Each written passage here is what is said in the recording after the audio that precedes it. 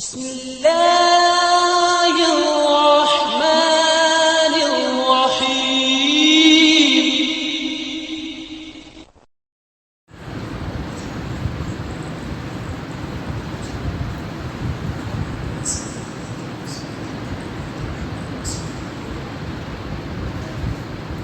إن الحمد لله نحمده ونستعينه ونستغفره ونؤمن به ونتوكل عليه ونعوذ بالله من شرور أنفسنا ومن سيئات أعمالنا.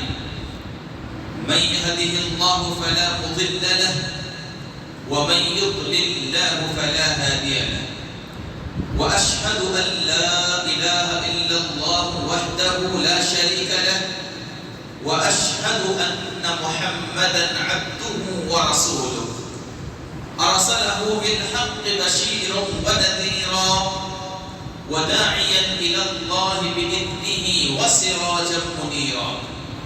أما بعد فإن أصدق الحديث كتاب الله وخير الهدي هدي محمد صلى الله عليه وسلم وشر الأمور محدثاتها وكل محدثة بدعة وكل بدعة ضلالة وكل ضلالة في النار. أعوذ بالله من الشيطان الرجيم. بسم الله الرحمن الرحيم. يا أيها الناس اتقوا ربكم الذي خلقكم من نفس واحدة وخلق منها زوجها وبث منهما رجالا كثيرا ونساء واتقوا الله الذي تساءلون به والأرحام إن الله كان عليكم رقيبا. يا أيها الذين آمنوا اتقوا الله حق تقاته ولا تموتن إلا وأنتم مسلمون.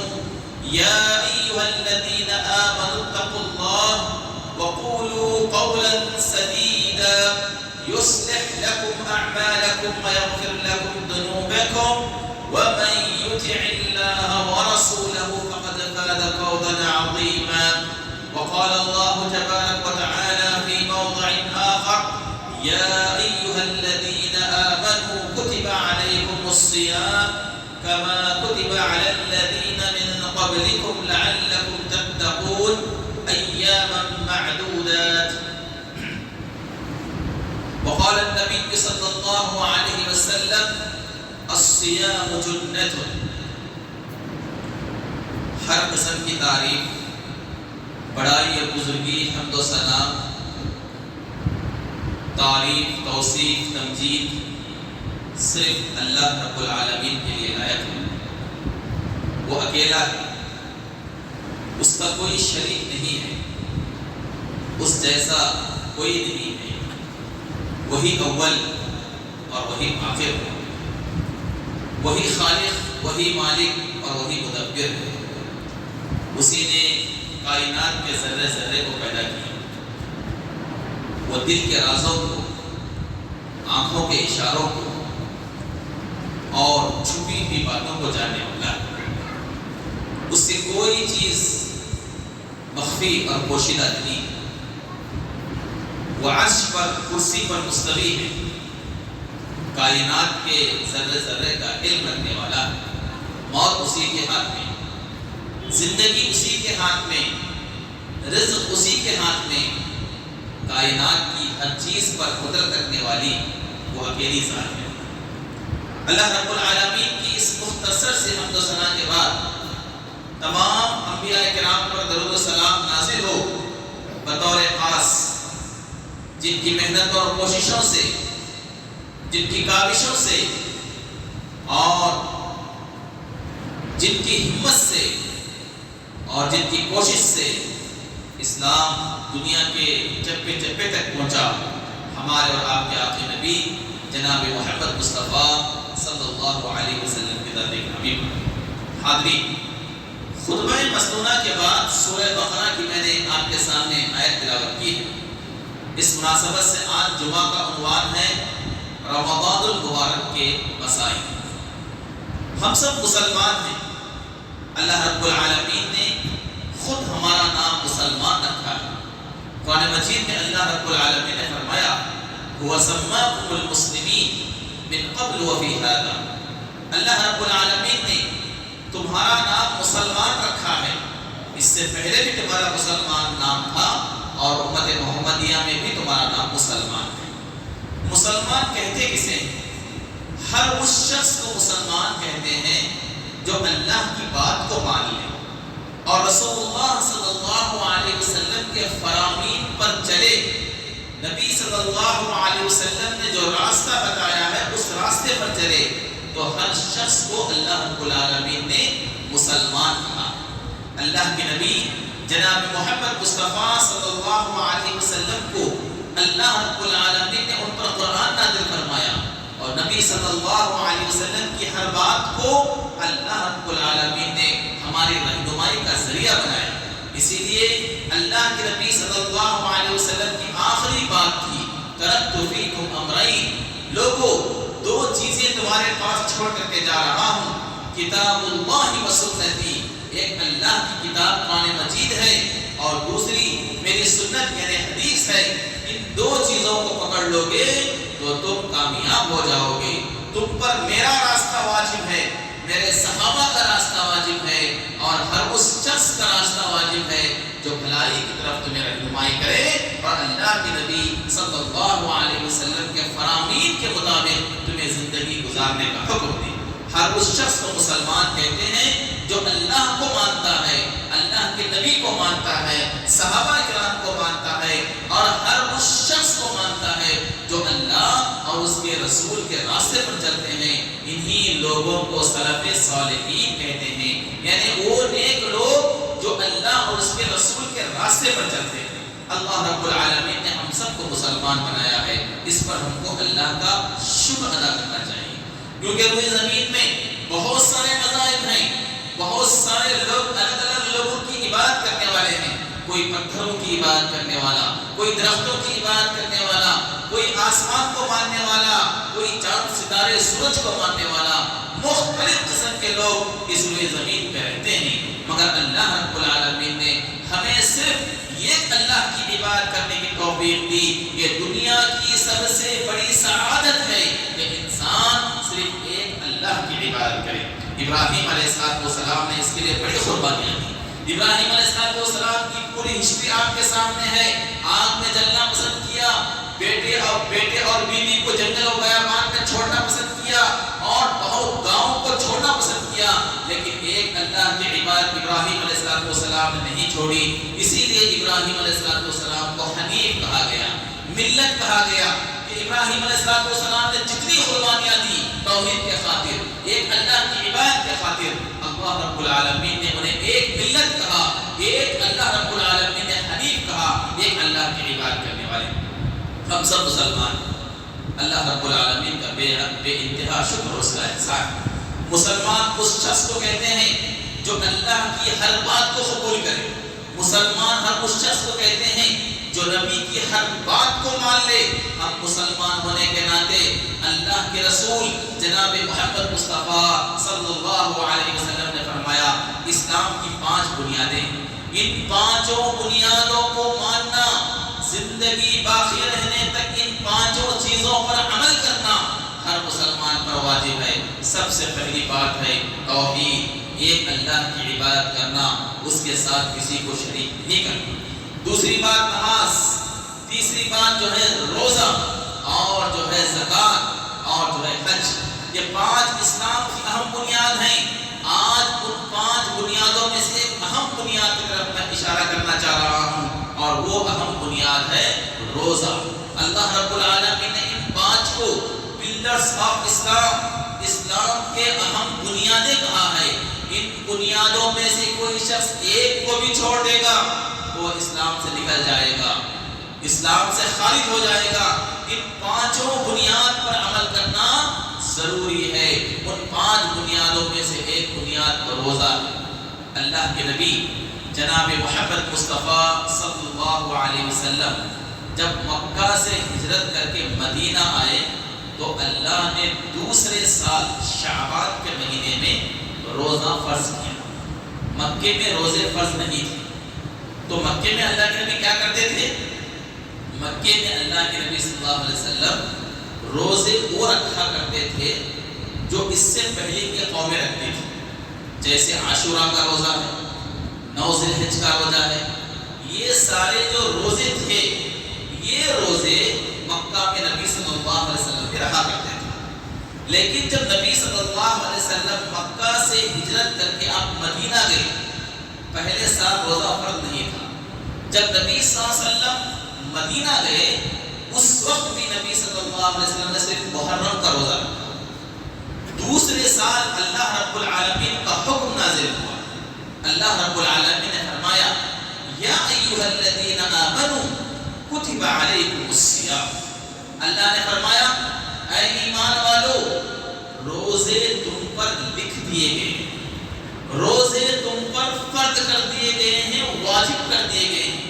یہ حکم جب اللہ کی جانب سے نبی صلی اللہ علیہ وسلم کے اوپر نازل ہوا مدینے میں، تو نبی صلی اللہ علیہ وسلم نے صحابہ کو بتایا کہ اللہ نے ہمارے اوپر ایک مبارک مہینہ داخل کیا ہے، شامل کیا ہے، اور اس مہینے کے روزوں کو اللہ رب العالمین نے ہم پر فرض قرار دیا۔ تو 2 ہجری میں دوسرے سال جب نبی صلی اللہ علیہ وسلم مدینے میں تھے تو دوسرے سال شعبان کے مہینے میں اللہ رب العالمین نے روزے کی فرضیت نازل فرمائی۔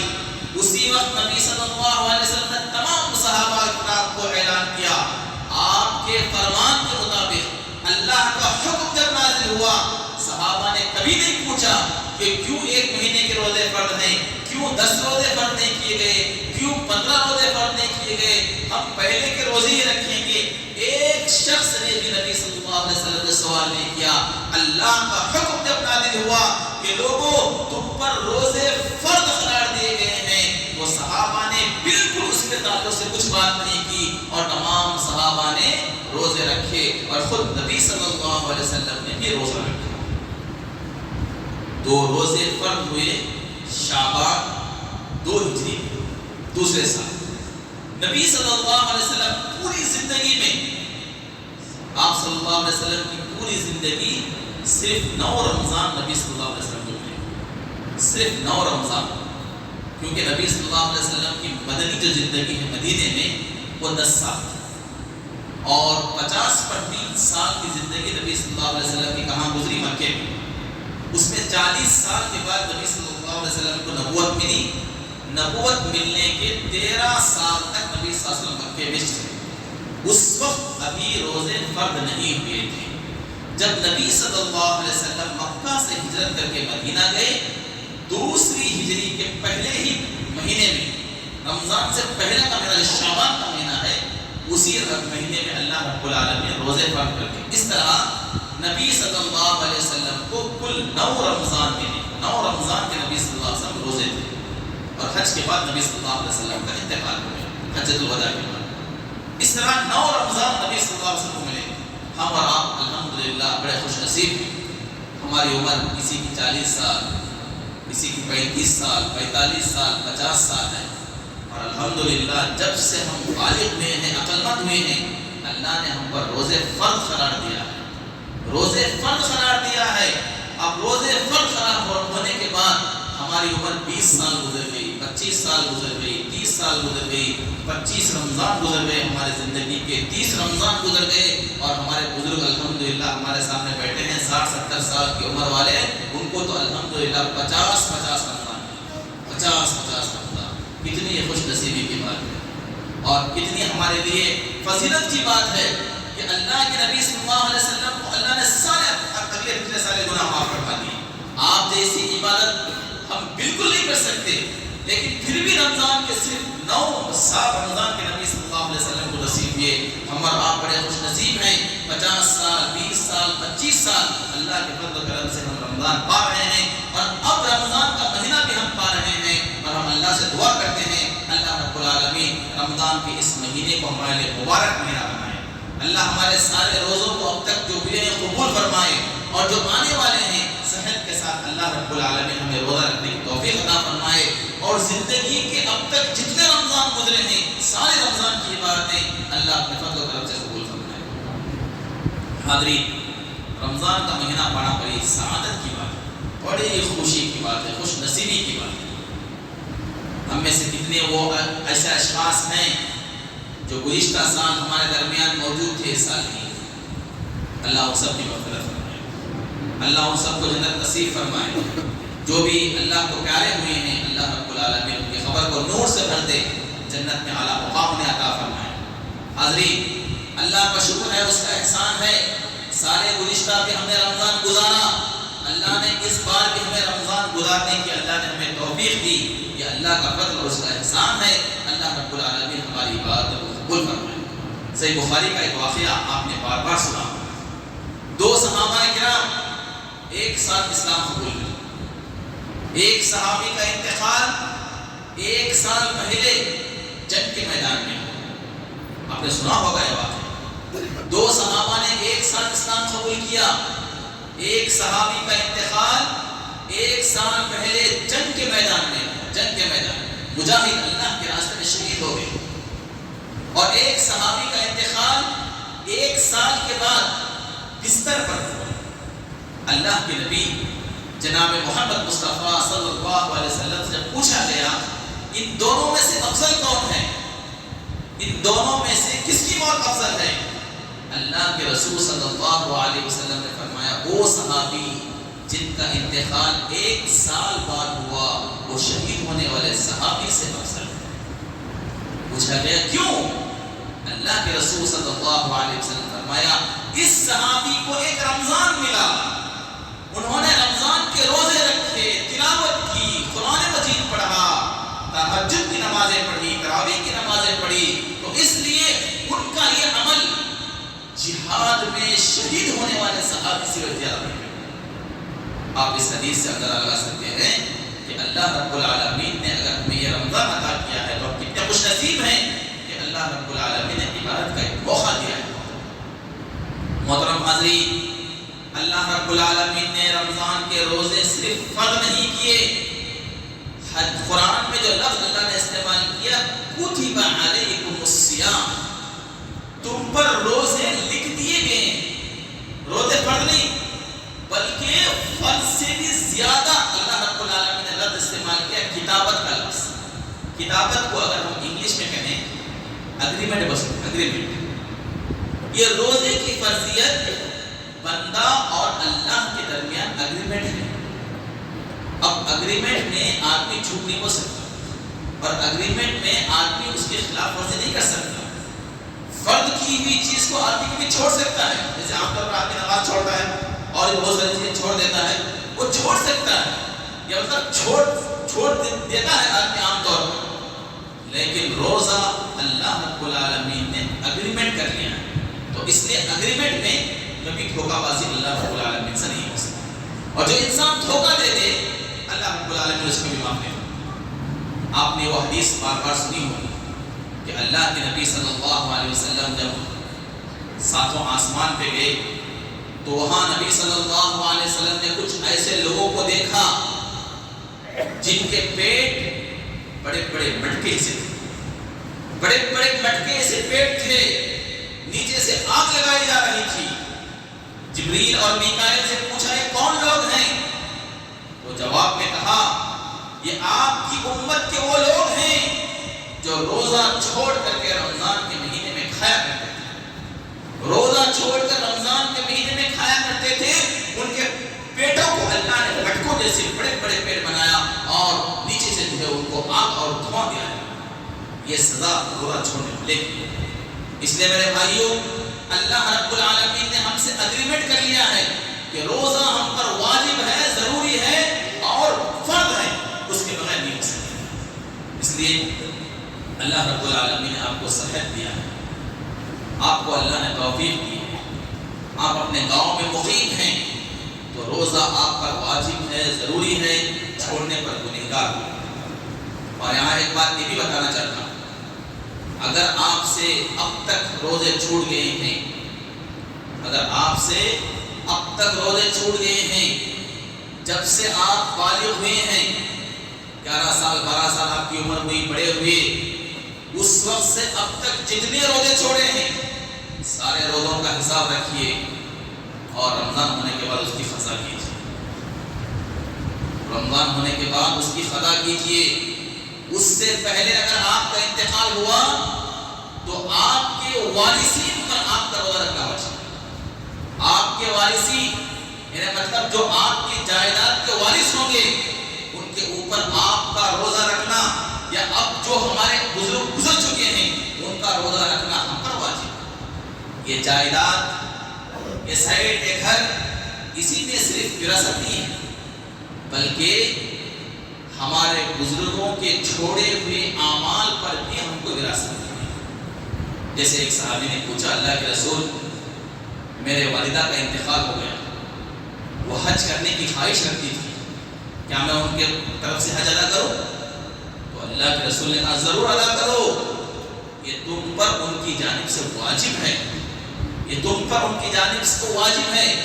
جس طرح تم میراث میں حقدار بنتے ہو، وراثت میں حقدار بنتے ہو، چھوڑے ہوئے اعمال پر بھی آدمی کا حق بنتا ہے. اس لیے میرے بھائیوں، ہم نے اب تک جتنے روزے چھوڑے ہیں سب سے پہلے تو اس کے لیے اللہ سے معافی مانگی.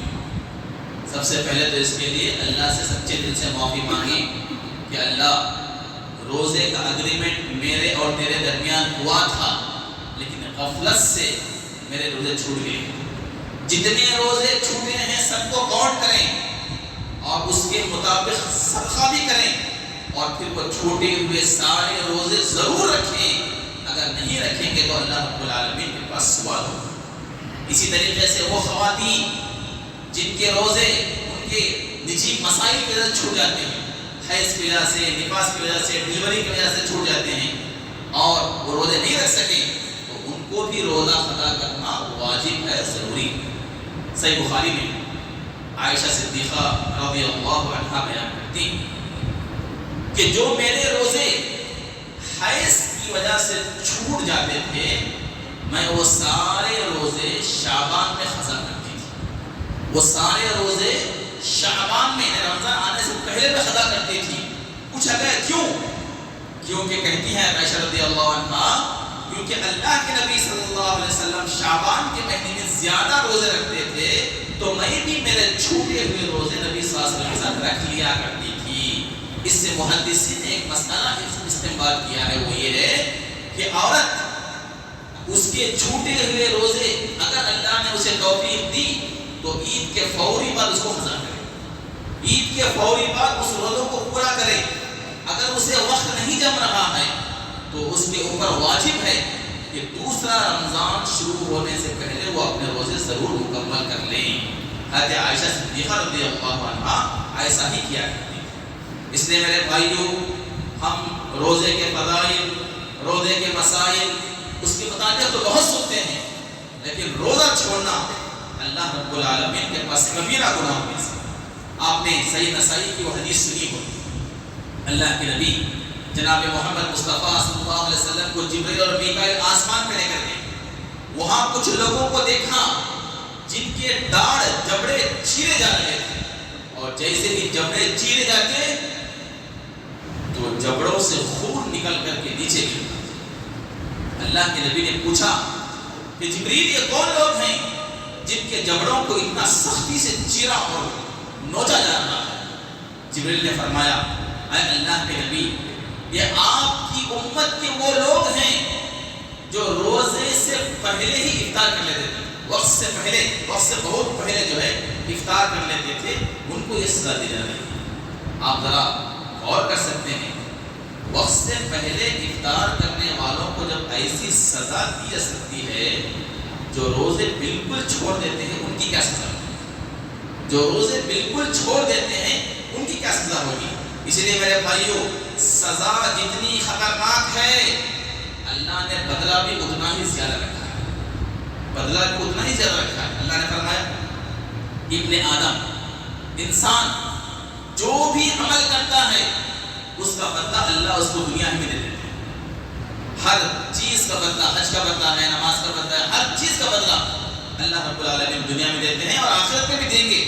اس کی مقدار اللہ نے مقرر کر کے رکھی، اتنا ملے گا، اتنا ملے گا، مقرر کر کے رکھی ہے. اللہ کے رسول نے فرمایا الا الصوم، اللہ کہتا ہے سوائے روزے کے، فإنه لي وأنا أجزي به، اللہ کہتا ہے یہ روزہ بندہ میرے لیے رکھ رہا ہے اور میں ہی اس کا بہترین بدلہ دوں گا. وہ کیا اللہ بتا دیں گے وہ سوائے اللہ کے کوئی نہیں جانتا. اس بدلے کا اللہ رب العالمین نے ذکر خود نبی صلی اللہ علیہ وسلم سے بھی نہیں کیا, اس کو چھپا کر کے رکھا ہے. اور کل اللہ رب العالمین قیامت کے دن سب کے سامنے جب وہ بتا دے گا, آدمی حیران و پریشان ہوگا.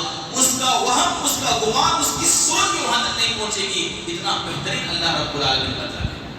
میرے بھائیو, واقعی روزہ رکھنا کبھی کبھی پریشانی کا باعث بن جاتا ہے. سخت گرمی کے ایام, بہت زیادہ بھوک پیاس, شدت کی گرمی انسان کو پریشان کر دیتی ہے. آپ مدینے کا وہ واقعہ یاد کیجیے, مدینے کا وہ قصہ یاد کیجیے. اللہ کے نبی جناب محمد مصطفیٰ صلی اللہ علیہ وسلم ہجرت کر کے مدینہ گئے. پہلا سال گزرا, دوسرے ہی سال میں اسلام کا سب سے پہلا غزوہ پیش آیا, جنگ پیش آئی. اسلام کا سب سے پہلا غزوہ, سب سے پہلی جنگ کون سی تھی؟ جنگ بدر. جنگ بدر پیش آیا. اور جنگ بدر کس وقت پیش آیا آپ کو معلوم ہے؟ جنگ بدر جو اسلام کی پہلی لڑائی, پہلا غزوہ ہوا, وہ رمضان کے مہینے پیش آیا. اور رمضان کا 17واں دن تھا. وہ 17واں دن تھا. 17 روزے ہو چکے تھے. 17واں دن تھا. تمام صحابہ کرام روزے سے تھے. شدت کی گرمی, سخت گرمی, تمام صحابہ کرام روزے سے تھے. نبی صلی اللہ علیہ وسلم نے حکم دیا کہ کافروں کا ایک لشکر ہم سے لڑنے کے لیے وہ مدینے کے قریب بدر کے مقام پہ جمع ہو گیا ہے. تمام صحابہ تیار ہو جاؤ. روزے کے دن چل رہے تھے. 17 رمضان گزر رہا تھا. اللہ کے نبی کا اعلان ہوا. صحابہ نے چوں چرا نہیں کیا. تمام کے تمام صحابہ جنگ کے لیے تیار ہوئے. سخت گرمی کا دن. صحابہ کچھ پیدل تھے, کچھ اونٹ کے پیچھے چل رہے تھے, اور کچھ پیدل اللہ کے نبی صلی اللہ علیہ وسلم کے ساتھ چل رہے تھے. ان کے پاس گھوڑا نہیں, ہتھیار نہیں, کچھ بھی نہیں. اللہ رب العالمین کی مدد ان کے شامل حال تھی. روزہ رہنے کے باوجود سخت گرمی میں چلتے ہوئے صحابہ کرام 150 کلومیٹر کا سفر طے کرے. کتنے کلومیٹر؟ 150 کلومیٹر کا سفر طے کر کے مدینہ سے بدر پہنچے. روزے کی حالت میں ہی جنگ ہوئی. اللہ رب العالمین نے مسلمان کو کامیاب کر دیا. روزے کی حالت میں جنگ ہوئی. 17 رمضان چل رہا تھا. روزے کی حالت میں جنگ ہوئی. سخت گرمی کا زمانہ تھا. کافر ہزاروں کی تعداد میں ہیں اور مسلمان صرف 313 ہیں. آپ اندازہ لگائیے, کوئی ہتھیار نہیں, کوئی سامان نہیں, کوئی اونٹ نہیں, کوئی گھوڑے نہیں. اللہ کی ذات پر بھروسہ. روزے کی حالت میں صحابہ کرام نے جنگ کیا اس سخت وادی میں. آج ماحول وہ نہیں. ہر گھر میں اے سی ہے, ہر گھر میں فین ہے, ہر گھر میں تسلی کی زندگی ہے. اس کے باوجود بھی اگر ہم روزہ چھوڑیں تو بتائیے ہم اللہ کے پاس کیا چہرہ لے کر کے جائیں؟ رب کے سامنے کیسے کھڑے ہوں گے؟ رب کے سامنے کیا جواب دیں گے؟ اللہ کے رسول صلی اللہ علیہ وسلم نے فرمایا کل امتی معافی الا المجاہرون. اللہ کے رسول نے فرمایا میری امت کے ہر فرد کو اللہ معاف کرے گا, مگر سب کے سامنے دکھا کر کے گناہ کرنے والے کو اللہ معاف کرے گا. سب کے سامنے دکھا کر کے گناہ کرنے والے کو اللہ معاف نہیں کرے گا. آج آپ سوشل میڈیا میں دیکھ رہے ہوں گے کوئی آدمی کرکٹ کی وجہ سے, میچ کی وجہ سے اپنا روزہ چھوڑ رہا ہے. کوئی آدمی معمولی کام کی وجہ سے اپنا روزہ چھوڑ رہا ہے, اور سب کے سامنے کھڑے ہو کر کے کولڈ ڈرنکس پی رہا ہے, پانی پی رہا ہے, سب کے سامنے کھڑے ہو کر کے کھانا کھا رہا ہے, چائے پی رہا ہے. یہ اللہ رب العالمین کے ساتھ انسان کی حد سے تجاوز نہیں ہے. تو پھر کیا؟ انسان گناہ کر رہا ہے, اگر چھپا کر کے گناہ کر رہا ہے تو ہو سکتا ہے کہ اللہ اسے معاف بھی کر دے. لیکن انسان سب کے سامنے گناہ کرتا ہے تو اللہ کی غیرت اگر جاگی اور پھر اللہ اس کو معاف نہ کرے تو کوئی انسان اس روئے زمین میں بچ نہیں سکتا.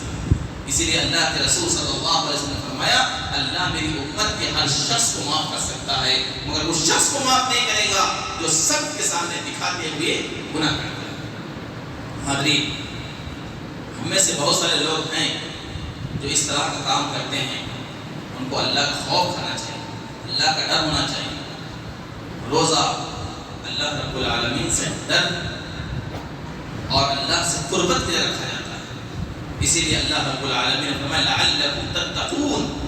روزے کا مقصد اللہ نے بتایا کہ تمہارے دل کے اندر اللہ کا تقوی، اللہ کا خوف، اللہ کا ڈر تمہارے دل کے اندر پیدا ہو جائے. حاضرین، اللہ کے نبی جناب محمد مصطفیٰ صلی اللہ علیہ وسلم نے اپنے زندگی میں صرف 9 رمضان پائے اور 9 کے 9 رمضان نبی صلی اللہ علیہ وسلم نے روزے رکھے. آئیے میں کچھ روزے کے مسائل بتا کر کے اپنی بات کرتا ہوں. روزے کے لیے سب سے پہلے واجب 4 چیزیں. پہلی بات ہے روزہ رکھنے کے لیے مسلمان شرط. آج کل کچھ غیر مسلم بھی روزہ رکھتے ہیں لیکن ان کا روزہ رکھنا کچھ بھی فائدہ نہیں، کیونکہ روزہ رکھنے کے لیے اسلام شرط ہے، مسلمان ہونا شرط ہے، توحید شرط ہے. اس کے بغیر انسان ہزاروں کام کرے اس کا کوئی فائدہ نہیں. چھوٹی سی مثال بتا کر کے اپنی بات آگے بڑھاتا ہوں. ایک مرتبہ عائشہ صدیقہ رضی اللہ عنہا نے، صحیح بخاری میں ہے، ایک مرتبہ عائشہ صدیقہ رضی اللہ عنہا نے ایک سوال کیا نبی صلی اللہ علیہ وسلم سے. اے اللہ کے نبی، پہلے زمانے میں ایک آدمی تھا، جو بہت خیرات کے کام کرتا تھا، جو آج بھی اس آدمی کا نام مشہور ہے حاتم طائی کے نام سے. کیا اس کا خیرات کرنا اس کو کچھ فائدہ پہنچائے گا؟ تو اللہ کے نبی صلی اللہ علیہ وسلم نے فرمایا نہیں، کیونکہ اس نے کبھی بھی لا الہ الا اللہ کا اقرار نہیں کیا. اگر انسان توحید پر قائم نہ ہو، وہ پوری دنیا اللہ کے راستے میں لٹا دے، پوری دنیا کی دولت کو مستحقین میں تقسیم کر دے، تو کچھ بھی اس کا عمل قابل قبول نہیں ہوگا. اسلام تو روزہ رکھنے کے لیے اسلام شرط ہے. جو بھی انسان بغیر مسلمان ہوئے روزہ رکھتا ہے اللہ اس کے روزے کو قبول نہیں کرے گا. پہلی بات. دوسری بات، روزے دار کا عقل مند ہونا ضروری ہے. عقل مند کا مطلب روزہ کن چیزوں سے ٹوٹتا ہے، روزہ کیسے رکھتے ہیں، سحری کب کرنا ہے، افطاری کب کرنا ہے، روزے کے سارے مسائل بھی اس کو معلوم ہو. ایسا نہ ہو کہ آدمی اذان فجر ہونے کے بعد سحری کرے اور جو ہے عصر کے بعد افطاری کر لے. ایسے آدمی کا روزہ قبول نہیں ہوگا، کیونکہ روزہ رکھنے کے لیے عقل بھی شرط ہے. تیسری بات ہے خاص کر عورتوں کے لیے، عورتوں کا حیض اور نفاس سے پاک ہونا ضروری ہے. جو عورت ان پیریڈ کے ایام میں رہتی ہے اس کے لیے روزہ نہیں ہے، وہ بعد میں قضا کرے. اور چوتھی بات ہے وقت کا معلوم ہونا، کہ کون سا وقت روزے کا ہے اور کون سا وقت افطاری کا ہے. یہ ساری چیزوں کا علم ہو. یہ 4 چیزیں روزے دار کے لیے شرط ہے، واجب ہے. اسی طریقے سے روزے کی وجوب کے لیے 6 شرطیں بیان کی گئی. پہلی شرط مسلمان ہونا ہے. دوسری شرط بالغ ہونا ہے، بڑا ہو جانا. جیسے عام طور پر جو بچے بالغ ہوتے ہیں 11 سال کی عمر میں، 12 سال کی عمر میں، تو یہ بالغ ہونا، لڑکے اور لڑکیوں کا بالغ ہونا ضروری ہے. اس سے پہلے جو روزہ رکھتے ہیں یہ ایک پریکٹس ہے. روزہ ضرور رکھ سکتے ہیں لیکن ان کا ثواب اللہ ان کے والدین کو دیں گے. ان کا ثواب اللہ ان کے والدین کو دیں گے. اس کی دلیل صحیح بخاری میں ہے. ایک شخص حج کر رہے تھے، ان کے ساتھ ایک چھوٹا سا بچہ بھی تھا. اللہ کے نبی صلی اللہ علیہ وسلم سے انہوں نے پوچھا، اللہ کے نبی میں تو حج کر رہا ہوں، کیا اس بچے پر بھی حج واجب ہے، کیا اس کا بھی حج ہے؟ تو آپ نے فرمایا تم اس کا حج کراؤ، اللہ تمہارے ان کے والدین کو اس کا ثواب دے گا. بچے کو ثواب نہیں ملے. اور بچہ اگر بچپن میں مطلب بالغ ہونے سے پہلے اگر حج کرتا ہے تو اس کا حج ادا نہیں ہوا. بالغ ہونے کے بعد پھر دوبارہ اسے حج کرنا پڑے گا. اسی طریقے سے روزہ بھی ہے. اگر بچہ چھوٹی عمر میں، جیسے الحمدللہ بڑی خوشی کی بات ہے آج کے ماحول میں، اتنے ترقی یافتہ دور میں بھی اتنی جو ہے بہت ساری برائیاں عام ہو چکی ہیں، ایسے دور میں بھی ہمارے چھوٹے چھوٹے معصوم بچے روزہ رکھتے ہیں. یہ بڑی خوشی کی بات ہے. 7 سال کے بچے، 8 سال کے بچے، 9 سال کے بچے اور بسا اوقات 6 سال کے بچے بھی جو ہے الحمدللہ روزہ رکھ رہے ہیں. یہ ہمارے معاشرے کے لیے بہت اچھی بات ہے. لیکن لیکن وہاں ایک افسوس کی بات یہ ہے کہ وہ چھوٹے بچے روزے رکھتے ہیں لیکن ان کے والدین، ان کے بڑے بھائی، ایسے لوگ جو روزے سے محروم ہو جاتے ہیں، روزہ نہیں رکھتے۔ کم سے کم وہ بچوں کو دیکھ کر تو انہیں عبرت آنی چاہیے۔ بہرحال مسئلہ یہ ہے کہ اگر چھوٹے بچے روزے رکھیں تو ان پر روزہ تو واجب نہیں ہے، لیکن اس کا پورا ثواب ان کے والدین کو ملے گا۔ بڑے ہونے کے بعد روزہ واجب ہے، اس سے پہلے واجب نہیں ہے۔ عقل مند ہونا تیسری بات۔ چوتھی بات، روزہ رکھنے پر طاقت رہنا انسان۔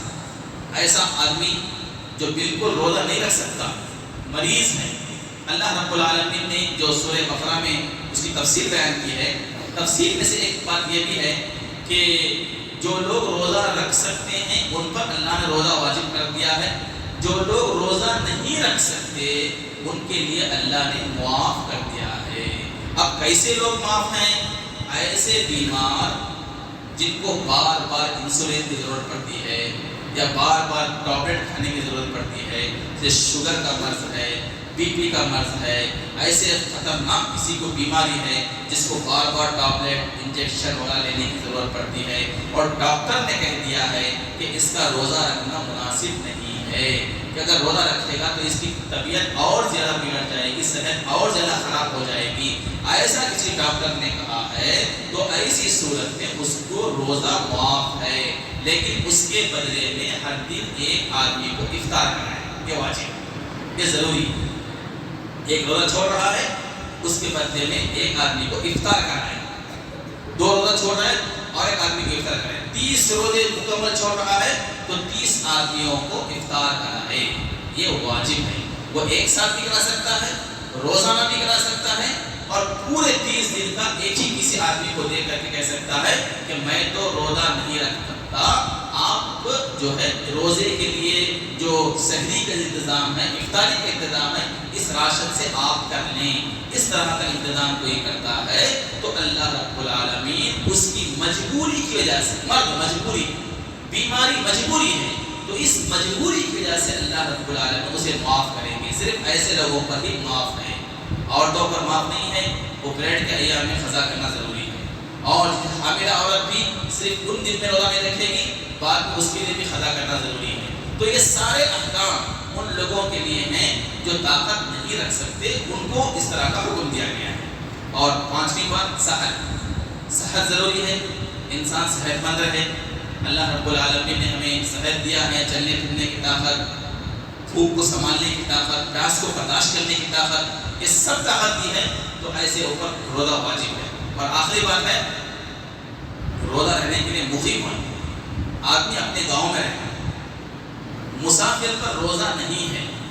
ہاں، اگر کوئی آدمی روزہ رکھنا چاہتا ہے تو رکھ سکتا ہے۔ اللہ کے رسول صلی اللہ علیہ وسلم نے حدیث میں فرمایا، صحیح بخاری میں ہے کہ مسافر کے لیے روزہ معاف ہے، مطلب سفر کے وقت میں، لیکن جیسے ہی سفر ختم ہو جائے گا رمضان کے بعد فوراً اسے قضا کرنا واجب، ضروری۔ سفر میں چھوٹے ہوئے روزے رمضان کے بعد رکھنا واجب ہے، دوسرا رمضان آنے سے پہلے۔ اسی لیے بہت سارے محدثین نے یہ کہا ہے، علماء کرام نے، کہ آدمی دوسرا رمضان آنے سے پہلے ہی ان روزوں کی قضا کر لے، ورنہ بہت سارے روزے ایک ساتھ جمع ہو جائیں گے تو آدمی کو حساب بھی نہیں ملے گا اور آدمی جو ہے گنہگار بن جائے گا۔ اس لیے دوسرا رمضان آنے سے پہلے وہ رمضان کے روزوں کی قضا کرتے ہیں۔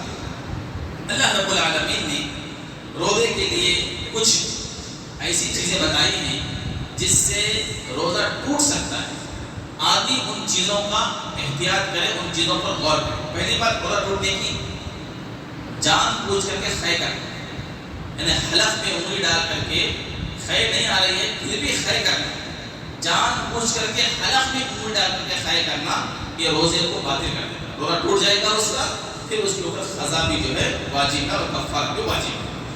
اسی طریقے سے رمضان کے دن میں عورت سے ہم بستری کرنا، شادی شدہ لوگوں کے لیے عورت سے ہم بستری کرنا رمضان کے دن میں روزہ ختم ہونے تک گناہ کبیرہ، بڑا گناہ ہے، اور اگر آدمی اس میں اس میں جو ہے جمع کر لیا تو اس کا روزہ ٹوٹ گیا، اس کے اوپر کفارہ بھی واجب ہے۔ اب کفارہ کیا ہے؟ 60 مسکین کو کھانا کھلانا ہے، یا غلام کو آزاد کرنا ہے یا 60 مسکینوں کو کھانا کھلانا ہے یا 2 مہینے لگاتار روزہ رکھنا ہے، تو ان میں سے کوئی بھی عمل کر کے آدمی جو ہے پھر وہ روزے کی بھی قضا کرے، روزہ بھی رکھنا ہے اور 60 مسکینوں کو بھی کھانا کھلانا ہے، تب جا کر کے اس کا روزہ مکمل ہوگا۔ اور روزہ جب ٹوٹ جائے تو باقی دن میں کھانا پینا نہیں کرے گا آدمی، رمضان کی قدر کرتے ہوئے آدمی کھانا پینا نہیں کرے گا۔ تو اللہ رب العالمین نے دن میں عورت سے جماع کرنے کو حرام قرار دیا ہے، لیکن رات میں جائز ہے۔ اور بہت سارے لوگوں کو یہ مسائل معلوم نہیں ہیں، بہت سارے نوجوان جو لڑکی ہیں لڑکیاں ہیں جن کو یہ مسائل معلوم نہیں ہیں، تو ان کے تعلق سے یہ بات سمجھ میں آتی ہے، کہتے ہیں کہ وہ پورے رمضان کے مہینے میں عورت سے ملتے ہی نہیں اور بولتے ہیں کہ ملنا گناہ۔ ایسا نہیں، اللہ رب العالمین نے وَحِلَّ لَكُمْ لَيْلَةَ الصِّيَامِ الرَّفَثُ إِلَىٰ نِسَائِكُمْ، اللہ نے فرمایا رمضان کی رات میں تمہاری بیویوں سے ملنا تمہارے لیے جائز ہے، دن میں جائز نہیں ہے۔ دن میں اللہ رب العالمین نے حرام قرار دیا ہے، لیکن رات میں جائز ہے۔ یہ اللہ رب العالمین کا حکم ہے، کیونکہ یہ مسائل سب کو معلوم ہونا بہت ضروری ہے، اس لیے میں نے جو ہے یہ مسئلہ آپ کے سامنے پیش کیا۔ اور حیض اور نفاس یہ بھی روزے کو باطل کر دیتا ہے۔ مثال کے طور پر کوئی عورت روزہ ہے، ابھی 6:35 کو جو ہے روزہ کھولنے کا وقت ہے، لیکن عورت کو خون جاری ہو گیا 6 گھنٹے یا 6:05 پہ 6:10 پہ، روزہ کھولنے سے 10-15 منٹ بھی پہلے اگر عورت حائضہ ہو گئی تو اس کا روزہ ختم ہو گیا۔ اب وہ روزہ نہیں، اس کا روزہ مکمل نہیں ہوا، پھر وہ پاک ہونے کے بعد رمضان کے بعد اپنا روزہ مکمل کرے گی۔ یہ عورت کی کچھ مجبوریاں ہیں، لیکن عورتوں کو ان پر عمل کرنا ضروری ہے۔ آدمی اس طریقے سے دیوانے پر روزہ فرض نہیں ہے، جو آدمی مرتد ہو گیا اس پر روزہ فرض نہیں ہے۔ تو یہ روزے کچھ مسائل ہیں، آپ کو جو ہے اپنے علماء کرام سے آپ دروس میں رہتے ہیں تو آپ کو ضرور جو ہے اس کا اندازہ ہوگا اور اس کے متعلق آپ کو ضرور جو ہے معلومات ہوگی۔ لہذا میں آخر میں کچھ باتیں بتا کر کے اپنی بات ختم کرنا چاہتا ہوں۔ دیکھیے رمضان کا مبارک مہینہ چل رہا ہے، ہمارے اوپر ضروری ہے کہ ہم کچھ اچھے ایسے کام میں شامل رہیں جس کا ثواب ہم کو اب بھی ملے، اور ہمارے اس کام کی بدولت اللہ قیامت تک ہم پر ہمارے لیے اجر جاری ہے۔ کچھ 5 باتیں بتا کر کے میں اپنی بات ختم کرتا ہوں۔ سب سے پہلی بات، دیکھیے رمضان کے مہینے میں اللہ کا کرم اور اس کا احسان ہے کہ ہر مسجد میں درس ہوتا ہے، ہر مسجد میں درس ہوتا ہے، درس قرآن ہوتا ہے، درس حدیث ہوتا ہے۔ آپ ہر درس میں شریک ہونے کی کوشش کیجیے۔ عام طور پر ہمارا مسئلہ یہ ہے، ہم نماز پڑھتے ہیں، ہم وقت دیتے ہیں، لیکن مولوی صاحب کا 5 منٹ درس نہیں سن سکتے۔ اور میں مولوی صاحب سے بھی گزارش کروں گا، امام جہاں کی بھی کہیں پہ آپ امام رہیں، آپ لمبا درس نہ دیں، آدھا گھنٹہ 40 منٹ، جمعہ کے خطبے سے بھی زیادہ بڑا درس نہیں۔ اللہ کے نبی اپنے زندگی میں پورے 10 نبی صلی اللہ علیہ وسلم کے 3 منٹ سے لے کر 5 منٹ کے ہوتے تھے۔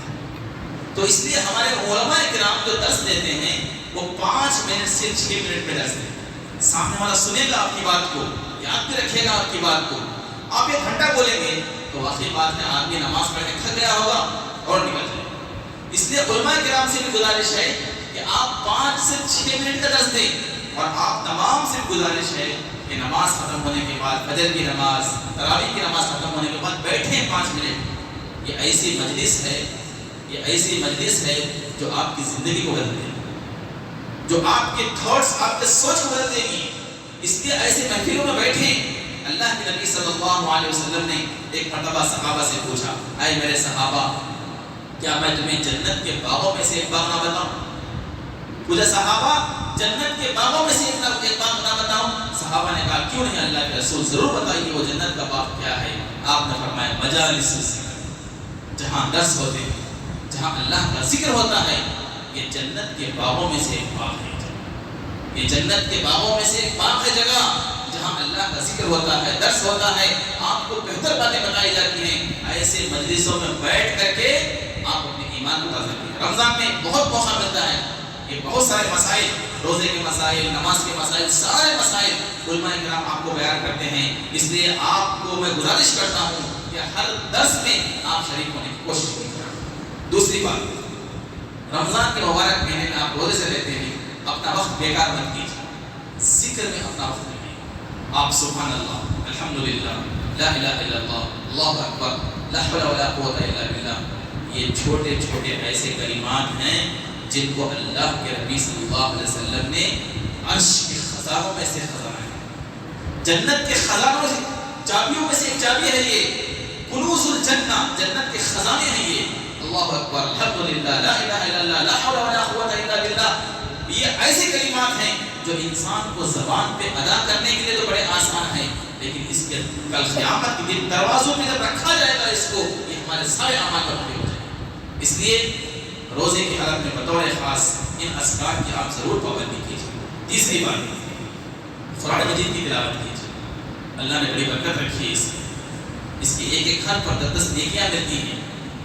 آپ تراویح میں شریک ہوتے ہیں، غور سے قرآن کو سنیے، آپ نمازوں میں شریک ہوتے ہیں، غور سے قرآن کو سنیے، آپ کا خالی وقت ہوتا ہے، آپ دوسرے دنوں میں بیکار کی چیزیں لگا کر کے اپنے موبائل کا استعمال کرتے ہیں، رمضان کے مہینے میں تلاوت سنیے، شیخ سدیس کی، شیخ سعید کی، یاسر دویسری کی، علماء کرام کی، آپ بہتر آواز کو سنیے۔ اللہ رب العالمین نے اس میں بڑی تاثیر رکھی ہے۔ اللہ آپ کے کانوں کی مرض کو دور کر دے گا، آپ کے دل کی بیماری کو اللہ دور کر دے گا۔ قرآن میں اللہ رب العالمین نے شفا رکھا ہے، یہ ہر مرض کے لیے شفا ہے، یہ ہر بیماری کے لیے شفا ہے۔ اس لیے اگر آپ کو اللہ نے پڑھنے کی سعادت دی ہے، قرآن دیکھ کر کے پڑھیے، اللہ آپ کی آنکھوں میں برکت دیں گے، اللہ آپ کی زبان میں برکت دیں گے، اللہ آپ کی زندگی میں برکت دیں گے۔ قرآن کو دیکھنا بھی برکت ہے، قرآن کو چھونا بھی برکت ہے، قرآن کو پڑھنا بھی برکت ہے، قرآن کو سننا بھی برکت ہے، ہر چیز قرآن کی برکت اور شفا ہے۔ اس لیے آپ قرآن کو پابندی کے ساتھ رمضان میں کوشش کیجیے۔ صرف یہی نہیں کہ امام صاحب کے پیچھے ہی ہم قرآن ختم کریں اور زندگی میں قرآن کا ایک صفحہ بھی ہم نہ پڑھیں، یہ ہمارے لیے بڑی بدقسمتی کی بات ہوگی۔ اور چوتھی بات یہ ہے کہ روزے کی حالت میں آپ ہمیشہ درود پڑھتے رہیں، یہ درود کی بڑی برکت ہے، اور درود سے اللہ رب العالمین زندگی کے بڑے بڑے مسائل آسان کر دیتے ہیں۔ اور اللہ کے نبی نے فرمایا، تم جہاں کہیں سے بھی درود پڑھتے ہو، تمہارا درود مجھ تک پہنچا ہے۔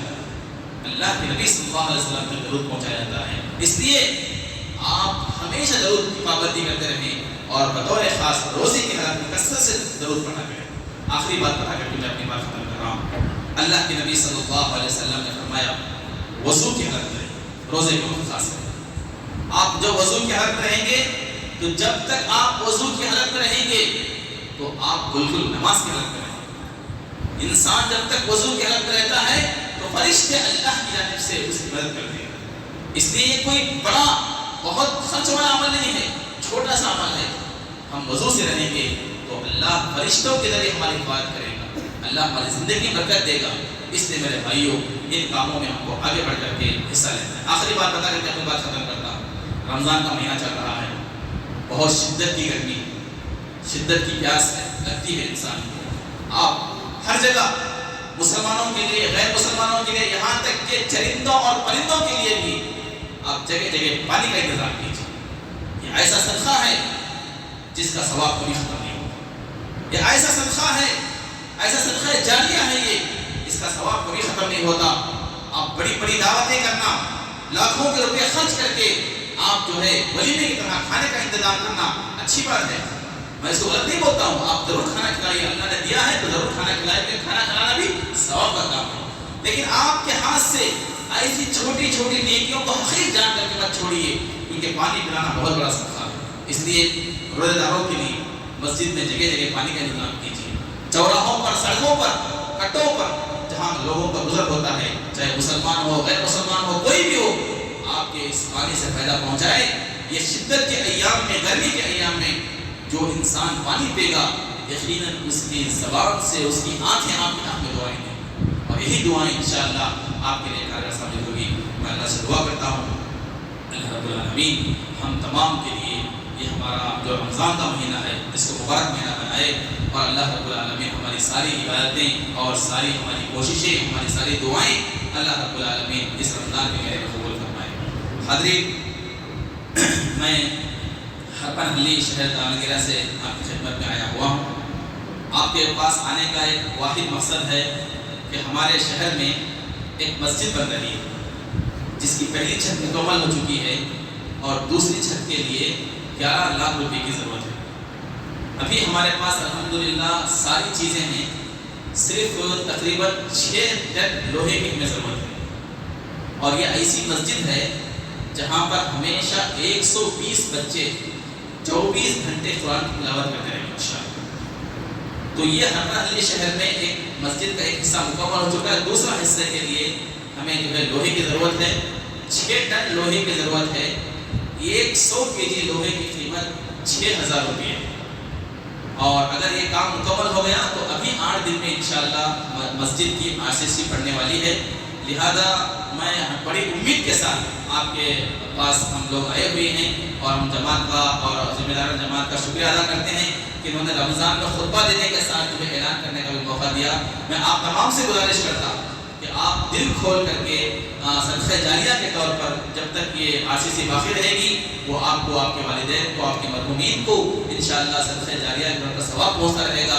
میں آپ سے گزارش کرتا ہوں جتنا بھی آپ طاقت رکھتے ہیں، ٹرسٹ کا اکاؤنٹ ہے، مسجد کا ٹرسٹ ہے، اس کا اکاؤنٹ ہے، آپ اس پر بھی اسکین کر کے ڈال سکتے ہیں، اور 100 جو ہے آپ جو ہے 100 kg لوہا ڈلا کر کے جو ہے آپ مدد کر سکتے ہیں۔ اور خواتین سے بھی میں بطور خاص گزارش کرتا ہوں کہ خواتین بھی اس میں بڑھ چڑھ کر کے حصہ لیں، کیونکہ آپ کے اس تعاون سے انشاءاللہ ایک دین کا بہترین کام مستقبل میں ہونے والا ہے۔ اور آخری بات یہ ہے کہ اس مسجد کے تحت ایک مدرسہ بھی چلتا ہے جس میں 120 بچے زیر تعلیم ہیں۔ اگر آپ اپنی زکوٰۃ کی رقم بھی دکھا کر کے اس میں تعاون کرنا چاہتے ہیں ضرور کریں، انشاءاللہ اللہ آپ کے اجر کو ضائع نہیں کرے گا۔ میں اللہ سے دعا کرتا ہوں جو بھی لوگ ہمارا تعاون کر رہے ہیں اور دے رہے ہیں، اللہ رب العالمین ان کے تعاون کو قبول فرمائے، اللہ رب العالمین اس کا بہترین بدلہ دنیا و آخرت میں عطا فرمائے، ہر قسم کی پریشانیوں سے، مصیبتوں سے اللہ آپ کو محفوظ فرمائے، اللہ ہم میں سے جن کا انتقال ہوا ہے ان کی مغفرت فرمائے، جنت میں اعلیٰ مقام عطا فرمائے، جو زندہ ہیں اسلام پر قائم و دائم رہنے کی توفیق عطا فرمائے، آمین۔ وأقول قولي هذا وأستغفر الله لي ولكم والسائرين المسلمين من كل ذنب فاستغفروه إنه هو الغفور الرحيم۔